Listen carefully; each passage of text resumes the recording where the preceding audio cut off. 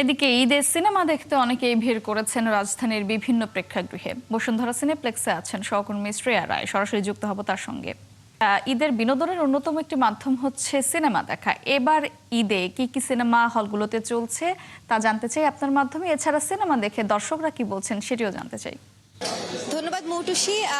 এই মুহূর্তে ঈদের তৃতীয় দিন চলছে, কিন্তু তারপরও রাজধানী ব্যস্ত হয়ে ওঠার পরও দর্শকরা হলে এসে বাংলা সিনেমা দেখছে, বাংলা সিনেমার পাশে আছে। এবারের ঈদে মুক্তি পেয়েছে 5টি সিনেমা: দম, প্রেসার কুকার, প্রিন্স, এর পাশাপাশি রয়েছে বনলতা এক্সপ্রেস। এরকম বহু সিনেমার মধ্য দিয়ে দর্শকরা বাংলা চলচ্চিত্রকে উপভোগ করছে। কিন্তু আমরা বিগত 2 দিনে চেষ্টা করেছি যে সিনেমাগুলো নির্মাণ হয়েছে সেই সিনেমাগুলোর নির্মাতা বা প্রযোজকদের সাথে একটু কথা বলা, যে সিনেমা আসলে চলছে কেমন। আমরা তো অনেকেই দেখছি যে দর্শক অনেক ভালো ভালো কথা বলছে।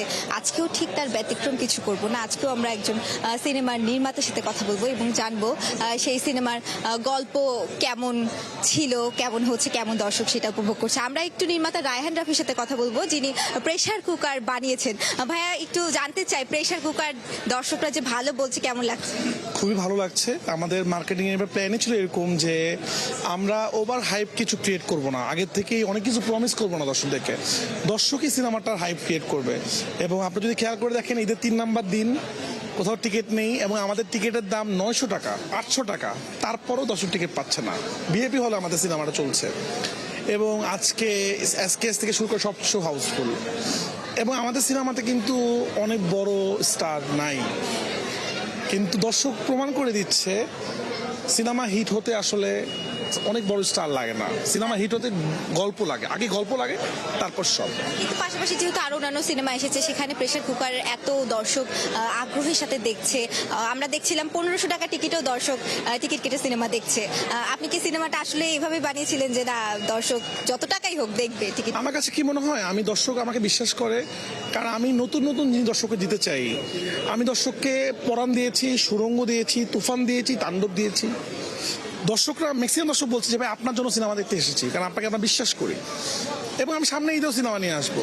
তো দর্শকের সাথে আমার একটা আন্তরিকতা তৈরি হয়েছে। আমি তাদের পালস বুঝতে পারি।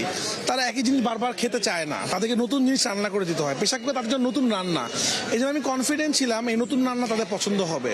তো দর্শকদের উদ্দেশ্যে প্রেসার কুকার নিয়ে কি?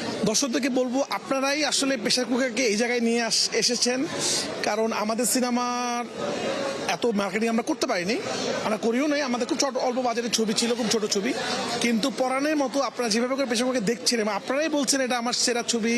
আমি কি একটু আগে হল থেকে বের আমি ঘেমে গেছি, আমাকে জড়াতো সবাই বলতেছে যে আপনি কেমনে মানলেন, আপনি কি খান যে এই গল্প লিখলেন। আমরা ফুল টিম মিলে এটা করেছি। তো দর্শকদেরকে ধন্যবাদ, আপনাদের জন্যই দিন দিন শো বাড়ছে এবং প্রথম দিন থেকে পরের দিনের সেল আরো ভালো, পরের দিন থেকে আজকে সেল হিউজ। এবং আমার কাছে মনে হয় যেই সিনেমা দর্শকদের মনে লেগে যায় এবং মাউথ পাবলিসিটি হয়, সেই সিনেমাকে আটকাতে পারে না।